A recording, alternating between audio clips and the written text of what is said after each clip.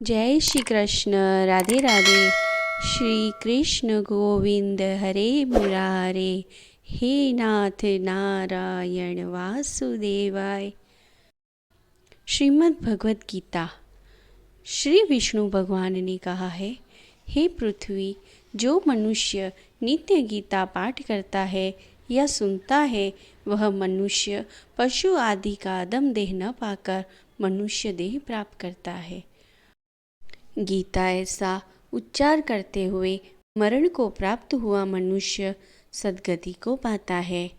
गीता का अर्थ श्रवण करने में तत्पर हुआ मनुष्य महापापी हो तो भी वैकुंठ को पाता है। तो चलिए आज गीता जी के 14वें अध्याय का श्रवण करते हैं। जय श्री कृष्ण। राधे राधे।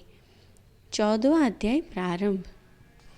श्री भगवान बोले, ज्ञानों में भी अति उत्तम उस परम ज्ञान को मैं फिर कहूँगा, जिसको जानकर सब मुनिजन इस संसार से मुक्त होकर परम सिद्धि को प्राप्त हो गए हैं। इस ज्ञान को आश्रय करके अर्थात धारण करके मेरे स्वरूप को प्राप्त हुए मनुष्य सृष्टि के आदि में पुनः उत्पन्न नहीं होते और प्रलय काल में भी व्याकुल नहीं होते। हे अर्जुन, मेरी महत ब्रह्म रूप मूल प्रकृति संपूर्ण भूतों की योनि है, अर्थात गर्भाधान का स्थान है, और मैं उस योनि में चेतन समुदाय रूप गर्भ को स्थापन करता हूँ। उस जड़ जड़ चेतन के संयोग से सब भूतों की उत्पत्ति होती है। हे अर्जुन, नाना प्रकार की सब योनियों में जितनी मूर्तियाँ अर्थात शरीरधारी प्राणी उत्पन्न होते हैं, प्रकृति तो उन सबकी गर्भ धारण करने वाली माता है, और मैं बीज को स्थापन करने वाला पिता हूँ। हे अर्जुन, सत्वगुण, रंजोगुण और तमोगुण ये प्रकृति से उत्पन्न तीनों गुण अविनाशी जीवात्मा को शरीर में बांधते हैं। ये निष्पाप उन तीनों गुणों में सत्वगुण तो निर्मल होने के कारण प्रकाश करने वाला और विकार रहित है। वह सुख के संबंध से और ज्ञान के संबंध से अर्थात उसके अभिमान से बांधता है। हे अर्जुन, राग रूप रजोगुण को कामना और आसक्ति से उत्पन्न जान। वह इस जीवात्मा को कर्मों के और उनके फल के संबंध से बांधता है। हे अर्जुन, सब देहाभिमानियों को मोहित करने वाले तमोगुण को तो अज्ञान से उत्पन्न जान। वह इस जीवात्मा को प्रमाद, आलस्य और निंद्रा के द्वारा बांधता है। हे अर्जुन, सत्वगुण सुख में लगाता है और रजोगुण कर्म में तथा तमोगुण तो ज्ञान को ढककर प्रमाद में भी लगाता है। हे अर्जुन, रजोगुण और तमोगुण को दबाकर सत्वगुण, सत्वगुण और तमोगुण को दबाकर रजोगुण, वैसे ही सत्वगुण और रजोगुण को दबाकर तमोगुण होता है, अर्थात बढ़ता है। जिस समय इस देह में तथा अंतकरण और इंद्रियों में चेतनता और विवेक शक्ति उत्पन्न होती है, उस समय ऐसा जानना चाहिए कि सत्वगुण बढ़ा है। हे अर्जुन, रजोगुण के बढ़ने पर लोभ, प्रवृत्ति, स्वार्थ, बुद्धि से कर्मों का सकाम भाव से आरंभ, अशांति और विषय भोगों की लालसा, ये सब उत्पन्न होते हैं। हे अर्जुन, तमोगुण के बढ़ने पर अंतकरण और इंद्रियों में अपंक्रांश, कर्तव्य कर्मों में अपवृत्ति और प्रमाद अर्थात व्यर्थ चेष्टा और निंद्रादि, अंतकरण की मोहिनी वृत्तियाँ, ये सभी उत्पन्न होते हैं। जब यह मनुष्य सत्वगुण की वृद्धि में मृत्यु को प्राप्त होता है, तब तो उत्तम कर्म करने वालों के निर्मल दिव्य सर्वांगी लोगों को प्राप्त होता है। रजोगुण के बढ़ने पर मृत्यु को प्राप्त होकर कर्मों की आसक्ति वाले मनुष्यों में उत्पन्न होता है, तथा तमोगुण के बढ़ने पर मरा हुआ मनुष्य कीट, पशु आदि मूढ़ योनियों में उत्पन्न होता है। श्रेष्ठ कर्म का तो सात्विक अर्थात सुख, ज्ञान और वैराग्य आदि निर्मल फल रहा है। राजस कर्म का फल दुख एवं तामस कर्म का फल अज्ञान कहा है। सत्वगुण से ज्ञान उत्पन्न होता है और रजोगुण से निःसंदेह लोभ तथा तमोगुण से प्रमाद और मोह उत्पन्न होते हैं और अज्ञान भी होता है। सत्वगुण में स्थित पुरुष सर्वांगी उच्च लोकों को जाते हैं। रजोगुण में स्थित राजस पुरुष मध्य में अर्थात मनुष्य लोक में ही रहते हैं और तमोगुण के कार्य रूप निद्रा, प्रमाद और आलस्य आदि में स्थित तामस पुरुष अधोगति को अर्थात कीट, पशु आदि नीच योनियों को तथा नरकों को प्राप्त होते हैं।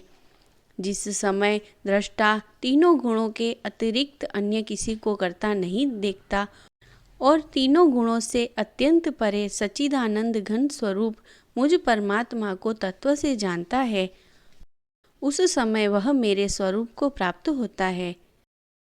यह पुरुष शरीर की उत्पत्ति के कारण रूप इन तीनों गुणों को उल्लंघन करके जन्म, मृत्यु, वृद्धावस्था और सब प्रकार के दुखों से मुक्त हुआ परमानंद को प्राप्त होता है। अर्जुन बोले, इन तीनों गुणों से अतीत पुरुष किन किन लक्षणों से युक्त होता है और किस प्रकार के आचरणों वाला होता है, तथा हे प्रभो, मनुष्य किस उपायन से इन तीनों गुणों से अतीत होता है।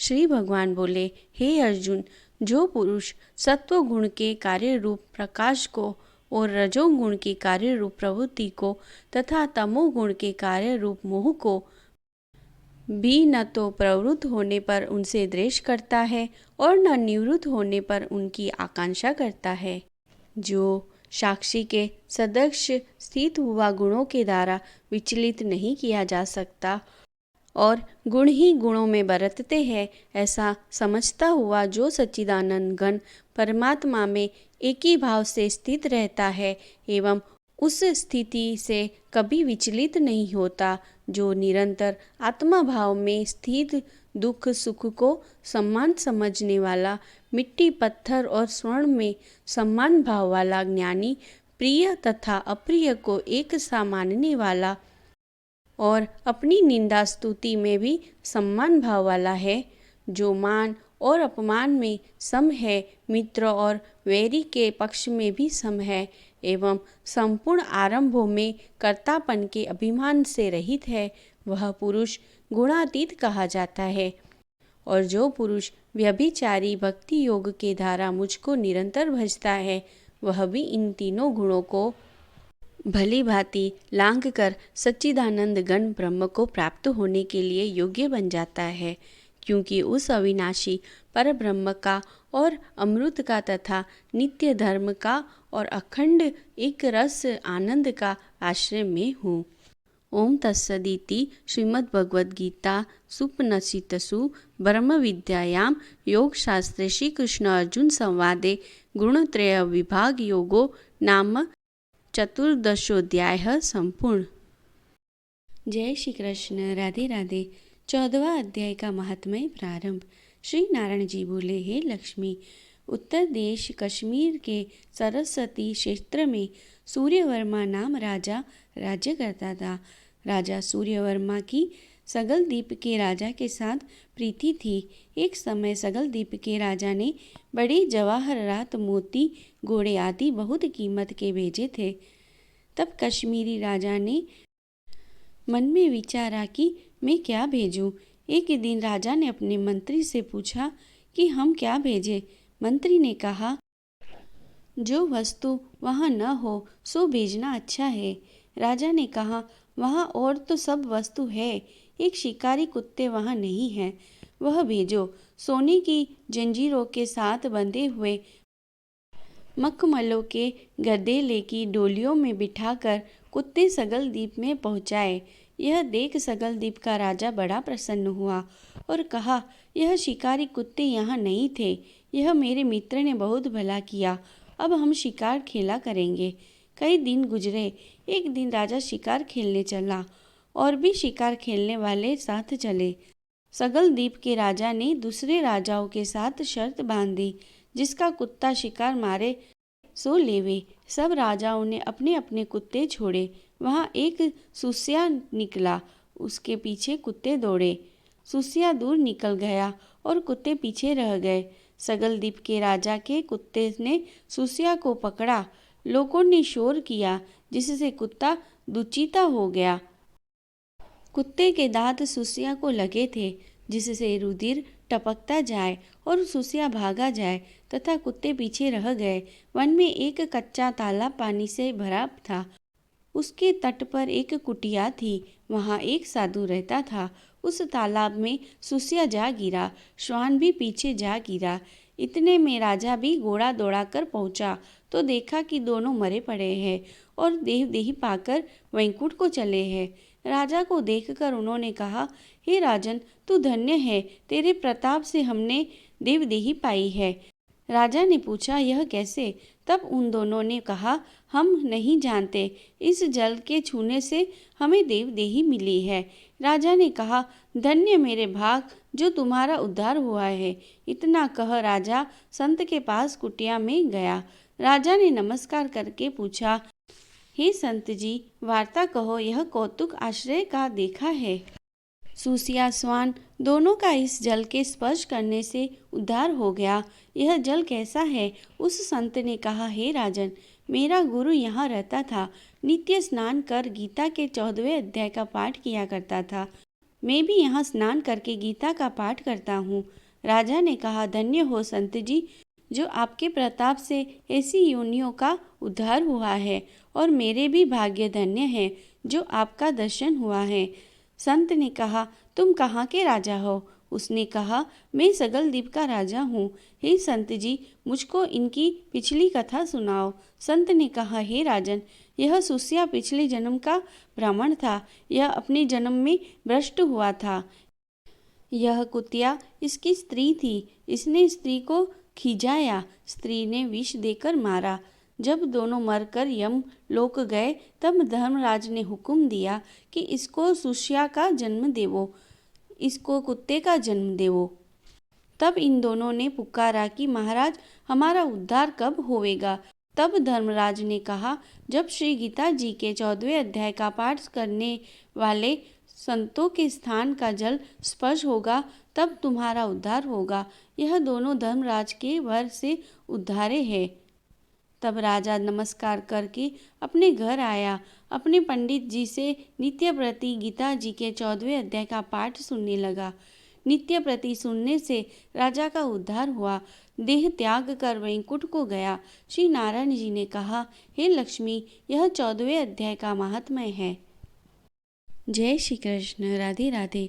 जो महाभारत का अमृतोपन सार है तथा जो भगवान श्री कृष्ण के मुख से प्रकट हुआ है, उस गीता रूप गंगा जल को पी लेने पर पुनः इस संसार में जन्म नहीं लेना पड़ता।